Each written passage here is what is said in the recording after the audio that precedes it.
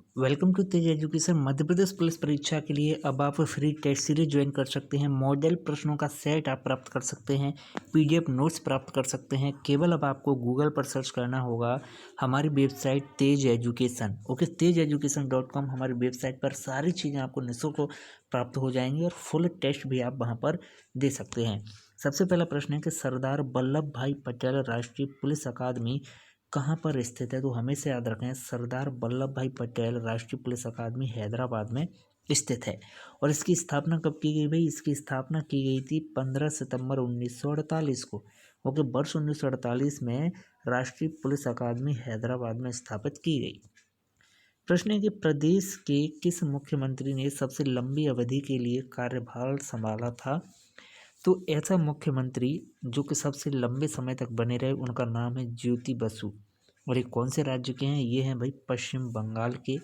Okay, Jyoti Basu, जिन्होंने 1977 से 2000 तक मुख्यमंत्री रहने का जो है प्राप्त किया। और इनका संबंध कम्युनिस्ट पार्टी से था। इस दैट के लिए प्रश्न है कि भारत में सर्वोच्च नागरिक पुरस्कार कौन सा है। हमेशा याद रखें, भारत का सर्वोच्च नागरिक पुरस्कार है भारत रत्न। प्रश्न है कि हाल ही में किस मेट्रो ने भारत की पहली मोबाइल टिकट प्रणाली प्रारंभ की। तो भारत की पहली मोबाइल टिकट प्रणाली प्रारंभ की मुंबई मेट्रो ने। ऊपर विकल्प 20 का सही जवाब है। और इसकी शुरुआत की है 8 जून 2014 से। अगला प्रश्न है कि भारत में लिग्नाइट का सबसे बड़ा उत्पादक कौन है।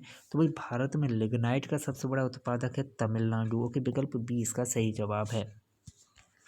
प्रश्न है कि बनारस में केंद्रीय हिंदू विश्वविद्यालय की स्थापना किसने की थी। हमेशा याद रखें कि बनारस में केंद्रीय हिंदू विश्वविद्यालय की स्थापना की एनी बेसेंट ने। और इसके अलावा एक प्रश्न पूछ दिया जाता है कि बनारस हिंदू विश्वविद्यालय की स्थापना किसने की। तो ये स्थापना की मदन मोहन मालवीय ने। दोनों में अंतर समझिएगा।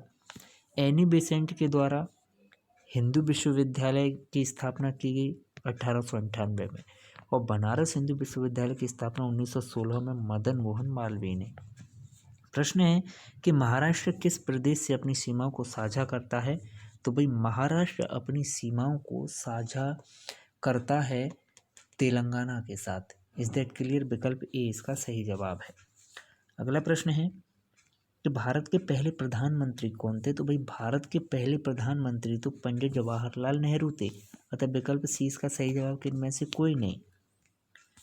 अगला प्रश्न है कि भारतीय विशिष्ट पहचान प्राधिकरण के पहले अध्यक्ष कौन थे। तो भारतीय विशिष्ट पहचान प्राधिकरण के पहले अध्यक्ष थे नंदन नीलकनी। ओके, विकल्प ए इसका सही जवाब है। प्रश्न है कि 26 जनवरी 1950 को सर्वोच्च न्यायालय के गठन के समय भारत के पहले मुख्य न्यायाधीश कौन थे। तो H.J. कानिया भारत के सर्वोच्च न्यायालय के पहले मुख्य न्यायाधीश थे। देखिएगा, H.J. कानिया पहले मुख्य न्यायाधीश थे। अगला प्रश्न है कि 2015 के लिए हिंदी कविता हेतु 25वें व्यास सम्मेलन से किसे सम्मानित किया गया। तो 25वें व्यास सम्मेलन से सम्मानित किया गया सुनीता जैन को। कि विकल्प 20 का सही जवाब है। अगला प्रश्न है कि वर्ष 2011 की जनगणना के अनुसार मध्य प्रदेश के कौन से जिले में साक्षरता की दर सबसे कम है। तो इस साक्षरता की दर सबसे कम अलीराजपुर की है। ओके, विकल्प सी इसका सही जवाब है। अगर पूछ लिया जाए सबसे अधिक साक्षर जिला कौन सा है, तो जबलपुर सबसे अधिक साक्षर जिला है और अलीराजपुर सबसे कम साक्षर जिला है। प्रश्न है कि दिल्ली में रेस कोर्स रोड, जहां प्रधानमंत्री निवास है, इसका नाम परिवर्तित कर क्या रखा गया है। तो जहां प्रधानमंत्री का निवास है रेड कोर्स रोड पर, उस मार्ग का नाम अब लोक कल्याण मार्ग कर दिया गया है। प्रश्न है कि प्रसिद्ध गीत सारे जहां से अच्छा की रचना किसने की। तो सारे जहां से अच्छा की रचना की है मोहम्मद इकबाल ने। ओके, विकल्प डी इसका सही जवाब है। प्रश्न है कि भारत में प्रथम नदी द्वीप जिला कौन सा है। तो भारत में प्रथम नदी द्वीप जिला है माजुली। ओके, विकल्प ए इसका सही जवाब है। और माजुली नदी द्वीप जो है वो कौन सी नदी में? ये ब्रह्मपुत्र नदी पर है, असम में। देखिएगा, भारत में प्रथम नदी द्वीप माजुली है और यह ब्रह्मपुत्र नदी पर असम में स्थित है। प्रश्न है कि सुंदर महल एक पर्यटन स्थल है और ये कहाँ पर स्थित है? तो भाई सुंदर महल स्थित है ओरछा में। कहाँ पर? ओरछा में सुंदर महल स्थित है। अब बात आती है ओरछा कौन से जिले में है? तो हमेशा याद रखें ओरछा टीकमगढ़ जिले में है और यह बेतवा और जामनी नदी के किनारे बसा हुआ है। ओरछा कहाँ? बेतवा और जामनी नदी के किनारे बसा हुआ है। प्रश्न है कि 2010 में किसे भारतीय रेलवे को 17वें जोन का दर्जा प्रदान किया गया है? तो 17वें जोन का दर्जा प्रदान किया गया है मेट्रो रेलवे कोलकाता को। विकल्प डी इसका सही जवाब है।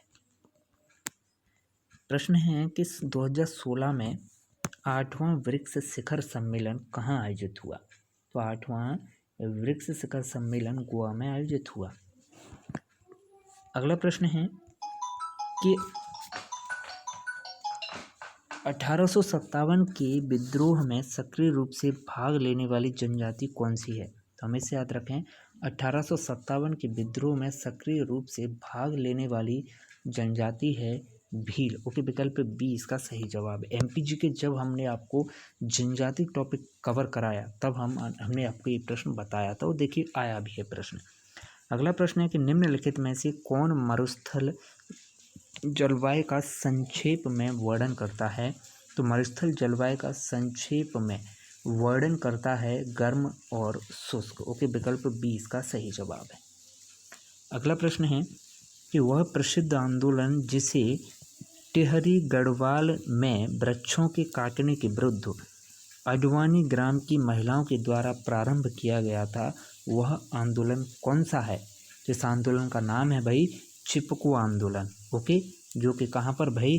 चिपको आंदोलन उत्तराखंड के चमोली जिले में वर्ष 1973 में शुरू किया गया था और इस चिपको आंदोलन के सूत्रपात कौन थे? सुंदरलाल बहुगुणा।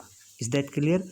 अगला प्रश्न है कौन से उपकरण का इस्तेमाल मैदान से खरपतवार हटाने के लिए किया जाता है? तो मैदान से खरपतवार हटाने के लिए कुदाल का प्रयोग किया जाता है। किसका भाई? कुदाल का। विकल्प सी इसका सही जवाब है। अब बने रहें तेज एजुकेशन के साथ। इसी तरह मध्य प्रदेश पुलिस हेतु बेस्ट स्टडी मटेरियल प्राप्त करने के लिए और हमारी हर क्लास का PDF आपको हमारी वेबसाइट पर ही उपलब्ध हो जाया करेगा।